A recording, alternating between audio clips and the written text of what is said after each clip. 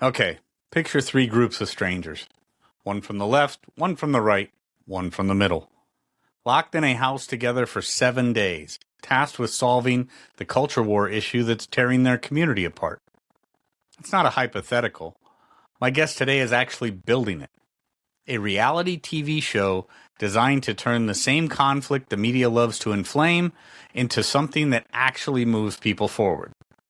Stick around, because this idea is further along than you'd think.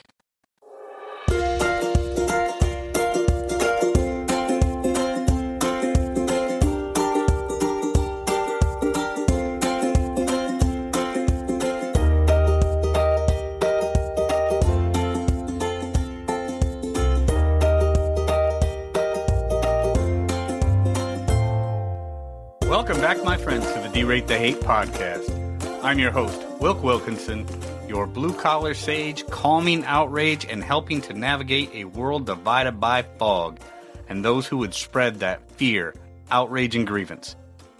The D-Rate the Hate podcast is proudly produced in collaboration with Braver Angels, America's largest grassroots, cross-partisan organization working towards civic renewal. This podcast amplifies the mission that we share to foster a more respectful and united America where civic friendship thrives even when we disagree.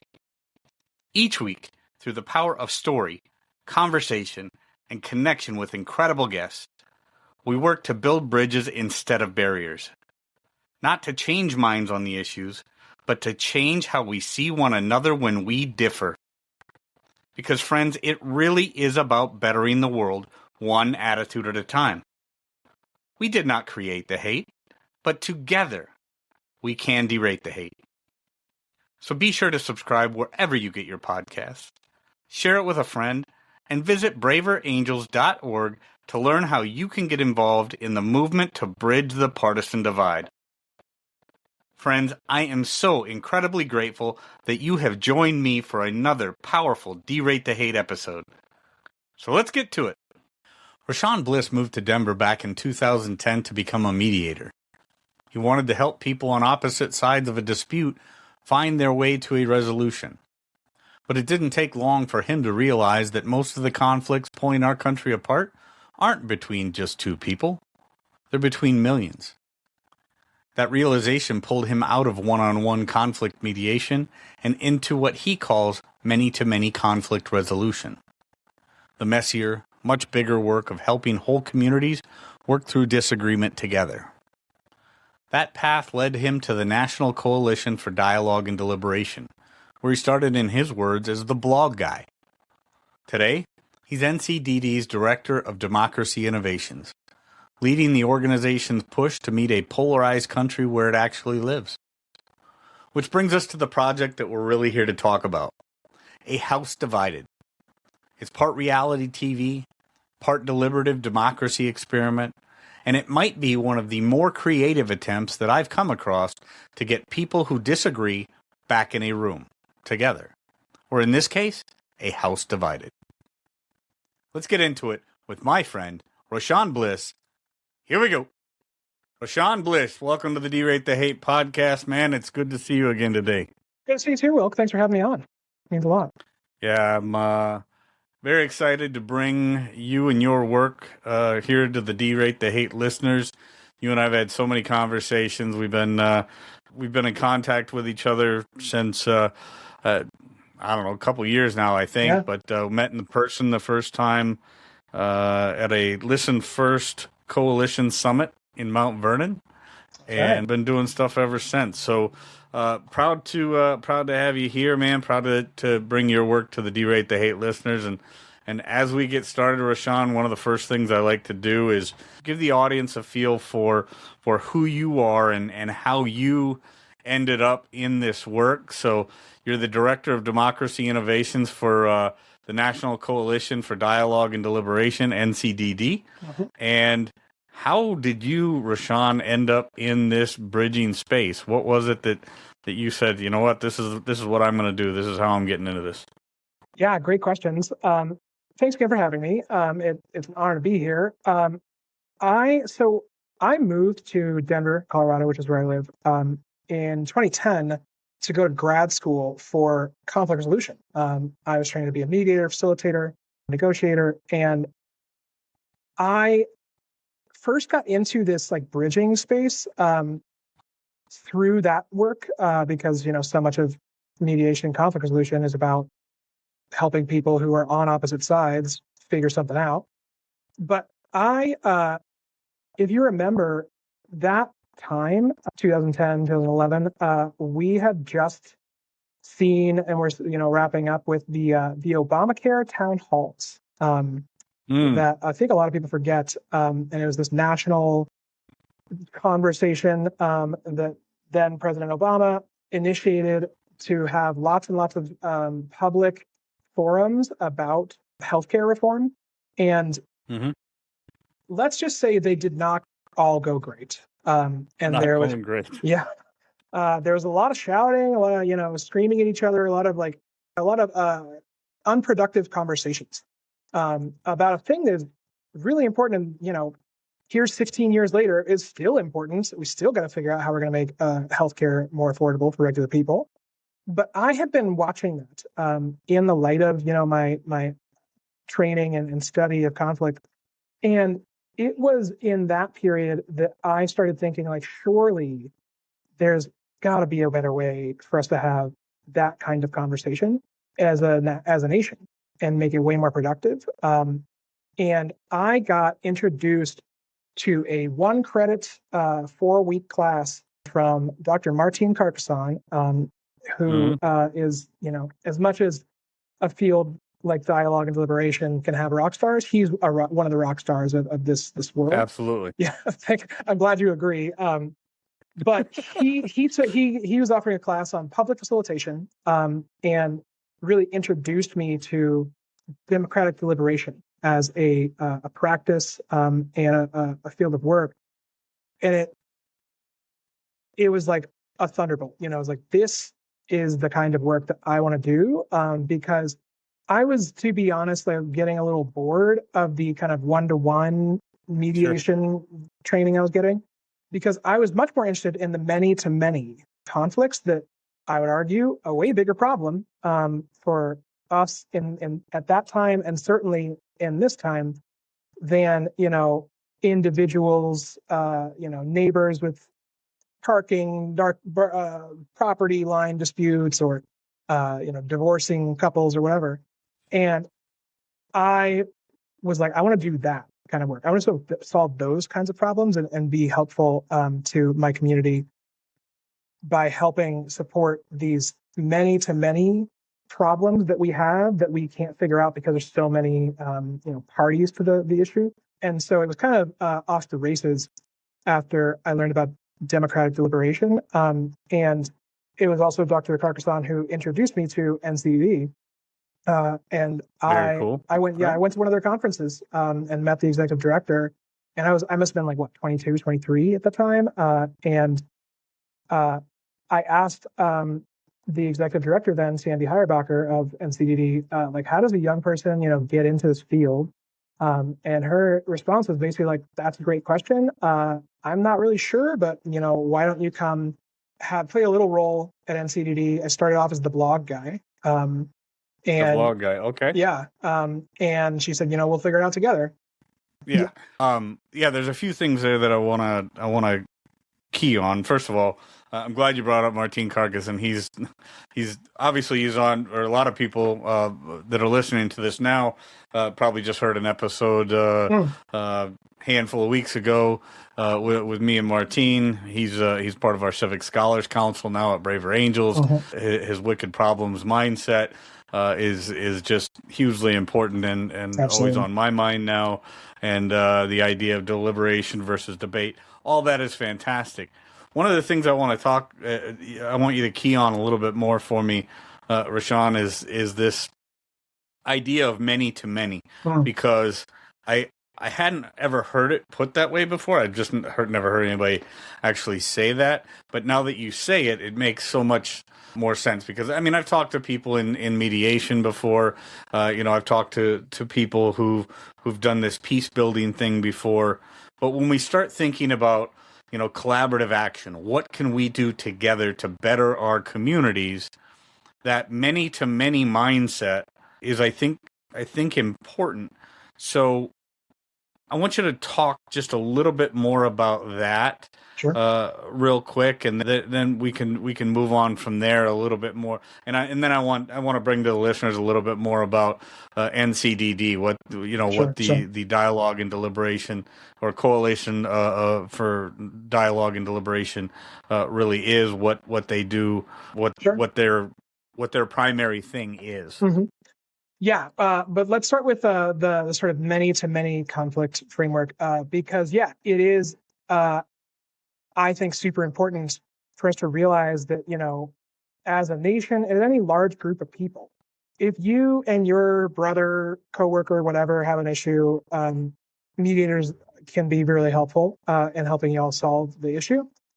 But when it's a sort of cultural level issue or a policy disagreement that lots of people are having, it's what we call it requires something more like what we call a multi-stakeholder problem solving process. And it's just, there are lots more people, and you can't fit that many in a room, and you can't have one mediator just sitting between. It's not as simple as one mediator sitting between two people, helping them figure out a problem. There's, 100, 1,000, 2 million people on one side of the table, metaphorically, and the same, if not bigger, number on the other side. And it requires a different approach. That type of work, in lots of ways, our government was set up to be a multi-stakeholder conflict resolution process. We do elections and representative government so that as an alternative to going to war about every conflict we've got. About everything, yeah.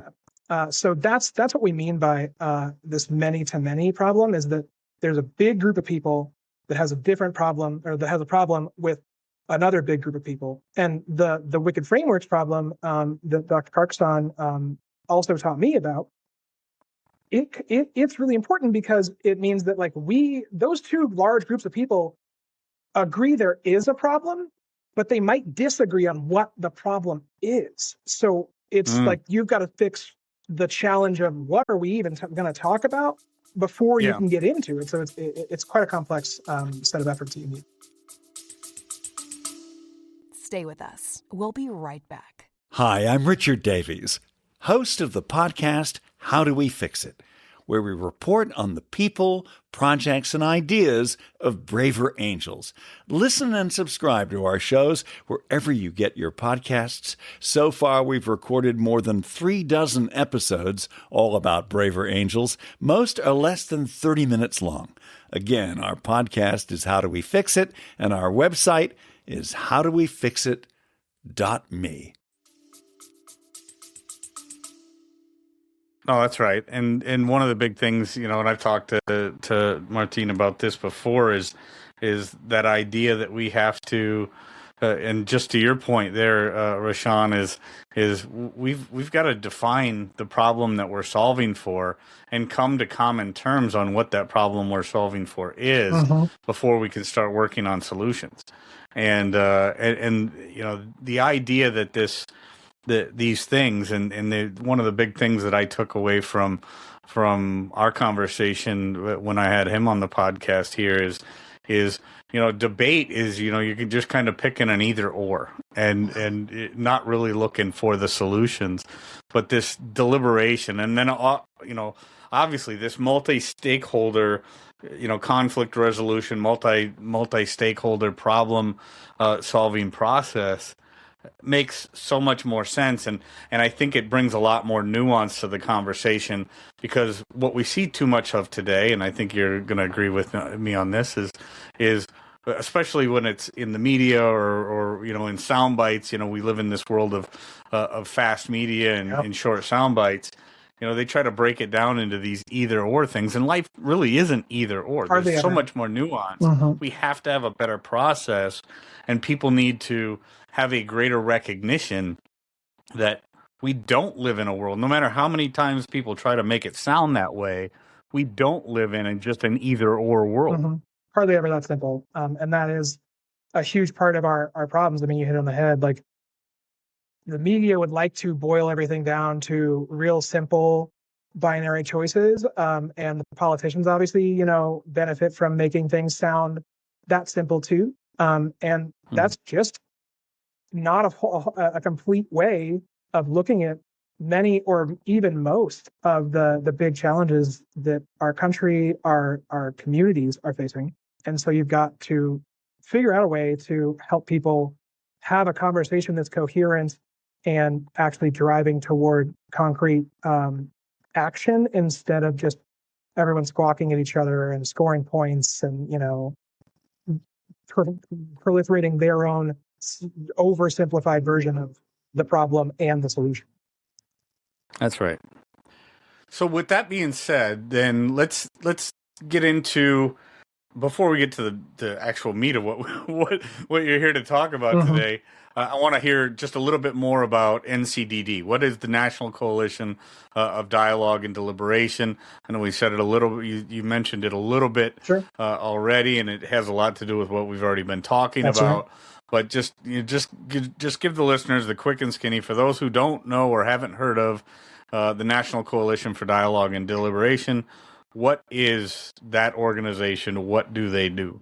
Yeah, NCD is a 20-plus-year-old organization. I think we're actually coming on our 25th anniversary soon. We are a network of practitioners, scholars, organizations that focus on dialogue, which is often conflict resolution, anywhere from the one-to-one to up to many types of conflict that can be anything from community dialogues and all the way up to kind of peace building nationally, internationally. People who do that work are on the kind of dialogue side of the coalition, the network. And then there's the deliberation side of the network, which are people who do, I often shorthand it to, public engagement that goes beyond 3 minutes in a microphone, where, democratic deliberation, the thing that Martin Carkstone has taught all of us so much about, is a way for communities. Quite often it's kind of led by government, but any large organization or large community could have a deliberation. But is basically the type of engagement where a large constituency needs to be able to weigh in, to have input into what are we going to do about X, Y, or Z topic, subject, problem. It could be, it doesn't have to be a problem. It could just be like, we've got a bunch of money to spend on, and we think we want to use it to improve the local park system. So how should we do that? All the way to, there's a new program or initiative a government wants to start or end, but they have to get public input on it. The deliberation side of the network is a world of, again, practitioners, scholars, people who study, people who do that kind of deliberation and public engagement. And it is NCD is one of the premier sort of associations for people in those worlds of work. Very cool. Yeah. Very cool. Yeah, and that is needed, and it's needed for a number of reasons, but mostly because we don't live in an either or world. Yes. There's more to these things than we're either going to do this or we're going to do that. Yeah. And when it comes down to, and I'm glad you clarified the idea. It's not always about conflict. Sometimes it's about finding the best idea to move forward on a particular thing, and it's not that there has to be conflict to make that happen. It's just it takes deliberation to come up with the best solution. And I like that. And it's good for people to understand that there's a lot of people out there doing that. So the fact that you guys have brought together these different practitioners and that are specializing in this, and there's a resource for people out there to take advantage of, is great. So Roshan, one of the things, and I just want to tell the listeners that one of the other through lines between your and my story, and one of the things that we're involved in together is the Civic Collaboratory, part of Eric Liu's Citizens University. I don't know if I should call it Eric Liu's Citizens University, but Founder, Citizens yeah. University. Mhm. It's an incredible organization. Absolutely. Something that Eric Liu had reached out to me about a number of months ago, and asked me to be part of this civic collaboratory. And when I arrived there and I saw that you were there, our friend, Dr. Martine Carcassonne was there, other people that have worked in this space, just thought leaders from all of these different spaces, and then coming together for a couple days worth of brainstorming and collaborative action and things like that. I thought it was fantastic. So now that I'm part of this ecosystem and realizing that they're bringing together all of these people 4 times a year for these great kind of brainstorming and collaborative action sessions, it's great. One of the things that came up in this session we were at in Seattle a few months ago was a project that you're working on, and that you presented to the group there, and then to me in a little bit more depth while we were there. Mm-hmm. And this thing is getting legs now, and I'm very excited about it. I'm very excited to be part of it, and it's. I mean, whether I think it may be this week in terms of the time when this episode's going to drop, or maybe next week, but. Let's tell the listeners. Let's tell the listeners what this is and why it's so excited, or why you and I are so excited about it, and other people are getting more and more excited about it. Yeah, let's. So this project is called A House Divided. That's kind of what we've started calling it. But it is an effort it's a moonshot cultural intervention initiative that I've been leading inside of NCDD, because in the last several years, NCDD has primarily been a sort of field building organization for most of its existence. But in the last 5, maybe 7 years, it's become obvious for lots of different reasons that the practitioners, scholars, the people in our network, and NCDD's network, have a lot of skills that are increasingly needed for our communities, for our local governments, even our national governments if they'll have us, but that a lot of people don't know about this world, and in those spaces where they need our services, but also that a lot of regular people just aren't aware enough of deliberation and these processes that can be used to help them and their communities as well. But it's so much more. So here's the gist.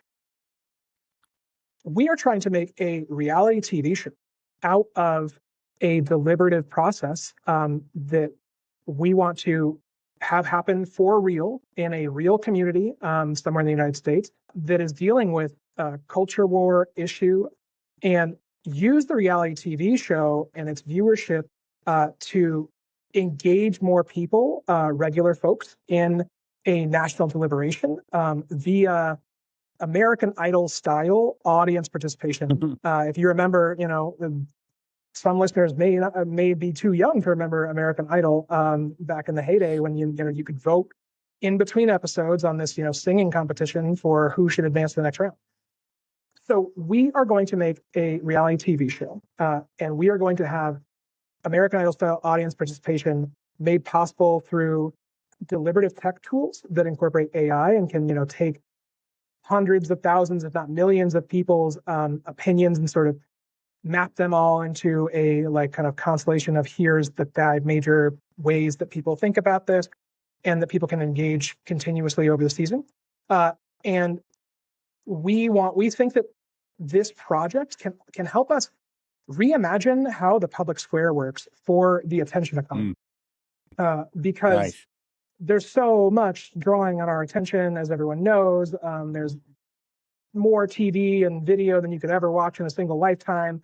And in lots of ways, the challenges of our communities and the efforts being undertaken to solve them, the conversations that those efforts entail, are just getting drowned out by, good TV, the next, pop music concert or whatever it is. And so if we can't beat that. We can't. So join it. No. So that's the kind of overarching vision of what this project is about. I can go into more of the detail of like what's the premise of the show per se, but you tell me. Yeah. We'll get into that a little bit more, but there's a couple things that you just said there, Roshan, that I think I want to highlight as important to recognize and why this project is so important. So those of us that work in this bridging space, and many of the people listening to this, they're like, well, who doesn't know about the bridging space? But those of us who work in this, that do this day in and day out, recognize that there is a lot of people.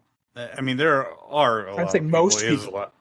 Yeah, most people just don't even recognize that the bridging space is a thing. I mean, in fact, until Braver Angels approached me back in 2021 to come on this podcast, I had no idea that the bridging space was even a thing.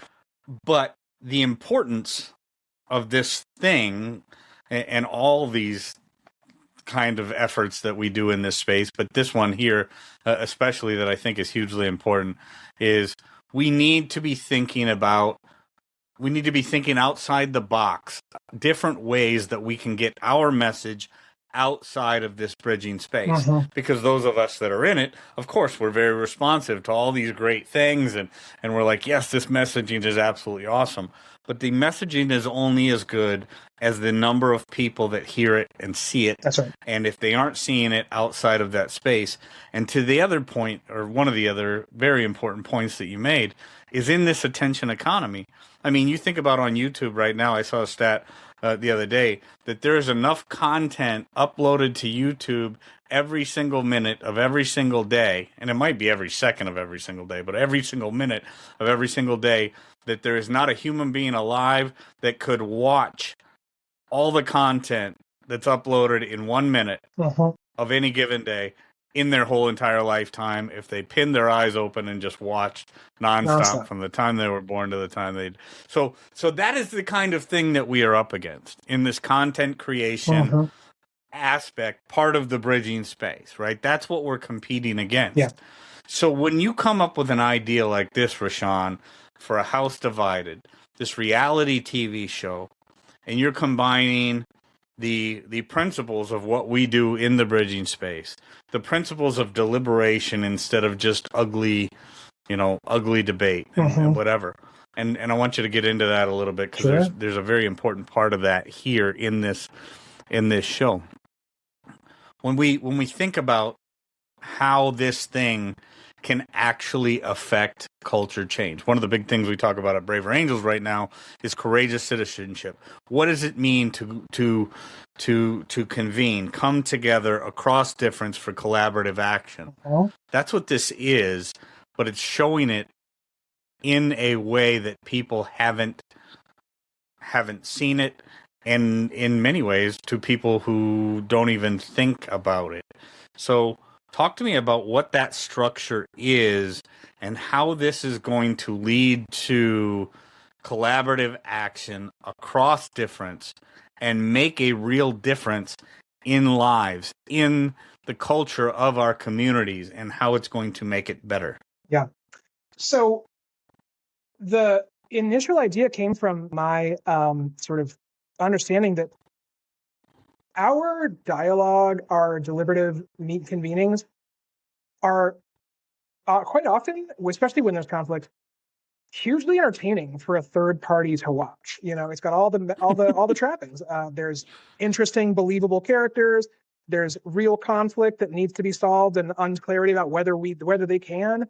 And there's quite often, satisfying outcomes. So you've got this whole story arc that looks a lot like a story of any movie, TV show, whatever.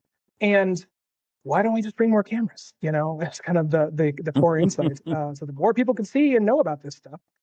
But it needs to be entertaining, right? Because like we just said, there's so much video you could never see at all. And so this has got to be worth people's time. It's got to actually get people. It can't be preachy or, feel like you're being asked to eat your broccoli. So the premise of this reality TV show that is entirely serious, and like we're in the process of making, 3 people from the left, right, and center each. They are locked in a house together. and they are given 7 days to address and come up with a proposal for how to solve a real hot button or culture war issue that is tearing their community apart. These are real people from a real community in the States that we would bring cameras. We would lock them in a house together, and it would be basically Big Brother meets Jury Duty, or if you're familiar with The People's Court, that old courtroom TV show. Judge Wapner? Was that? Judge Wapner's way back there. Was that their name? I frankly can't remember. But yes, that. So the idea is that these people will come to the House with their own, constituents. Let's say, for example, that the issue that's kind of tearing that specific community they come from apart is trans bathrooms in high schools. And just for instance, that we don't know what the first issue will be. It'll depend on the community we go to. But we will bring people who think that's great and that we should have more of them. We'll bring people who think that's, wrong and that we should never do that. And some people who, are in the middle, right? Because the left, right, center thing is not about their political affiliation. It might track their affiliation, but it's actually about their sort of cultural outlook and their relationship to... It's a great point to highlight. Yeah, I think it's really important because this is not about politics. It's about our cultural divides, because that's really a way in which we're becoming increasingly polarized. What's your relationship back to the idea that not everything is a rigid binary? Exactly. And what's your relationship to authority, to tradition, those types of things. So if that's the issue, we'll bring some people across the spectrum of belief or orientation to that problem. And they'll do some getting to know each other, and us, the audience, getting to know each other, or getting to know them, types of kind of challenges. And the first phase, they'll be roommates too. So they'll be, bunking with people who they disagree with. They'll be having to make dinners together. Maybe the toilet will flood, and they'll have to fix that problem together. There's going to be other problems besides the cultural issue they're addressing. Stay with us. We'll be right back. We've forgotten what it feels like to have a real conversation. Social media algorithms and comment sections reward outrage over understanding. It's time to escape the feed. The week of August 10th, join all sides for a live conversation about the American dream, how we're thinking about it, and navigating the challenges. With a format designed to foster respectful dialogue, you'll hear perspectives you won't find in your feed. Your insights will be anonymized and included in a report to help leaders better understand how people see this issue. No hot takes, just real ones. Sign up today at allsides.com/derate-hate. But just for the record, hopefully there's no toilets flooding on television. But we're just going to hope for that one, and we just don't know yet. Yeah. Who knows what will happen? But it's real life. This is all structured around a process that in the deliberative world we think of as it's almost like a trial, but it's through deliberation where the jury. But this is a kind of like jury of our peers who's deciding on some issue, and they will get, just like in a trial, help to understand the issue but hear about it from multiple sides that disagree with each other, like the lawyers for the defendants, the lawyers for the plaintiffs definitely disagree on what's happened and what should be happening. But they'll get in the people in the House, we will call them jurors, will be informed by kind of teams of experts that are on either side or all many sides of a given issue. And then they'll go into deliberations, and they will have professional facilitation help, as well as some conflict professionals on site. Those people won't be the focus; they're kind of like the coaches more than the players in this. And that's that. We think that it's going to be really entertaining TV, and that it's going to give people the kind of the conflict and the fights that so often we're being riled up for by the media and the politicians anyway. But we do believe that because there's a process that we're building in, and because there's process experts people who can help them deliberate, help them move through their conflicts, that this fight, even though it starts as an argument, is actually going to turn into, people are going to come for the boxing match, and they're going to stay for the, I never thought about it that way type of moments. Yeah. Our dialogue and deliberation world of professionals, we know we can reliably generate those. It's those possible. Moments. Yeah. That by seeing it, the regular viewer will have their eyes open to a whole different world and a whole different way of relating. Yeah.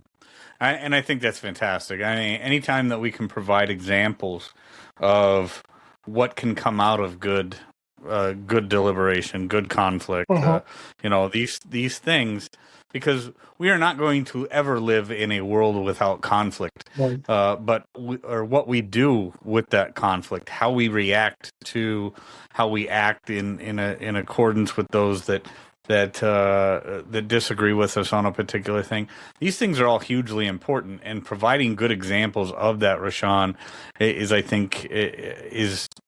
of the ultimate importance. So I think so. So people need those good examples. They need they need to realize that it's not.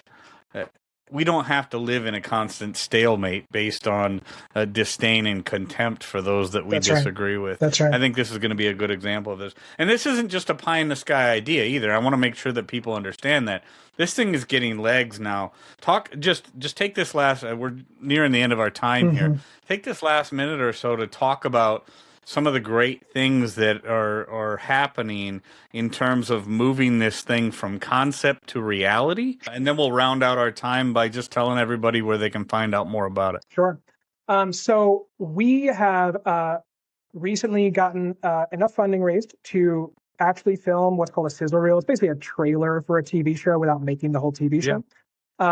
And we are, depending on when this is released, we either are just about to film this weekend, or we just ended filming last weekend, and we are on track to have the final sizzle reel available by Labor Day. And in addition to that, we are being vetted by one, and maybe at the point of this recording, or two, social impact incubator funds who see the value of this type of thing and want to make sure it happens. We have initiated a few different conversations with folks in the deliberative tech world. There's a whole range of tools that support people having many-to-many processes digitally.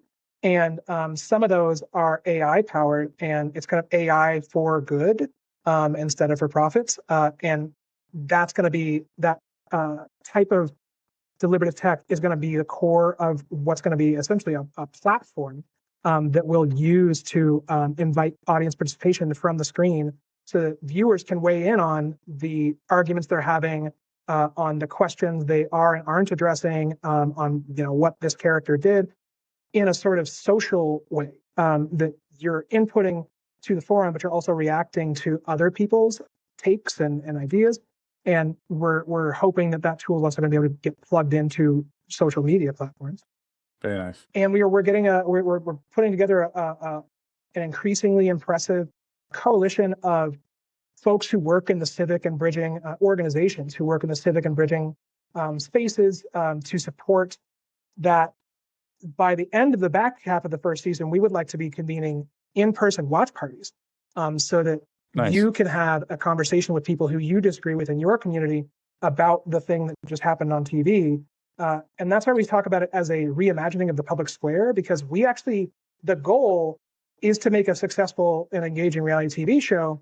But behind that, the strategy is to leverage that TV show to change the way that we all are having conversations and help them be more productive and get into the sort of area where we're actually getting enough input from the community where we can start to see something like public opinion turning into public judgment, where we actually know and we've worked through these problems. There's a whole bunch of science behind the show that we haven't had time to get into, but people can learn more about it. And that's deeper than we need to get into here. Yeah. But no, this is exactly what we need as a country right now. We need, like I said, more examples of people coming together collaborative action across differences, making real things happen that have tangible results from that action. It's awesome. Can I say one more short thing about what we also need, Wilk, is that please do.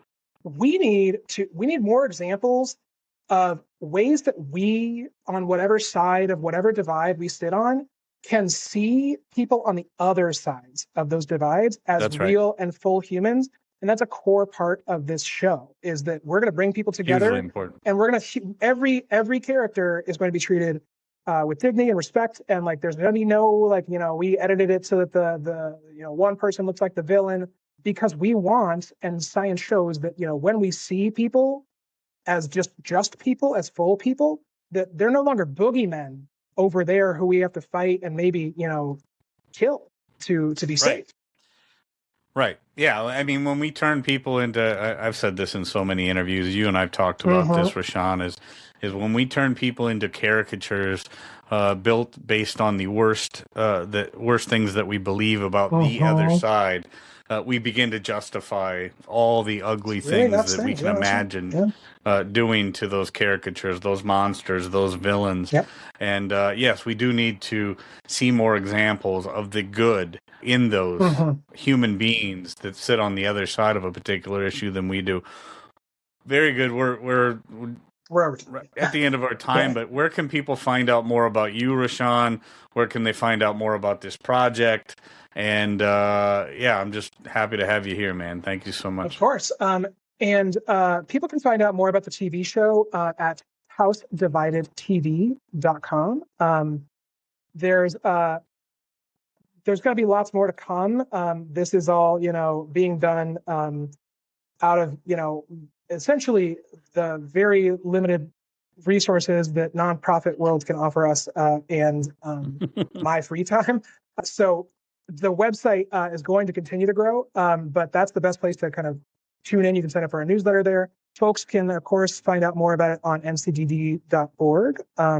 Which is the National Coalition for Dialogue and Deliberations website. And there's tons of resources that folks would be interested in there. And if they want to know about me personally, they can check out my consulting website, blisscollaborations.com. Thank you so much. And we will have all those links in the show notes, and people can check it out. And hopefully a day in the very near future, you will see a House Divided as a reality TV show that is all about collaboration, deliberation, and real action across difference. So thank you so much, Roshan. I appreciate you, man. Thank you. Appreciate you. And good luck with the rest of the continued growth of the podcast and all the great work you guys are doing over there at Braver Angels. Friends, I want to thank you so much for tuning in. And if there's anything in this episode that provided exceptional value to you, please make sure to hit that share button. If you haven't done so already, please be sure to subscribe to get the Derate the Hate podcast sent to your email inbox every week. We really are better together, so please take a moment to visit braverangels.org and consider joining the movement towards civic renewal and bridging our political divides. This is Wilk wrapping up for the week, saying get out there. Be kind to one another. Be grateful for everything you've got. And remember, it's up to you to make every day the day that you want it to be. With that, my friends, I'm going to back on out of here, and we will catch you next week. Take care.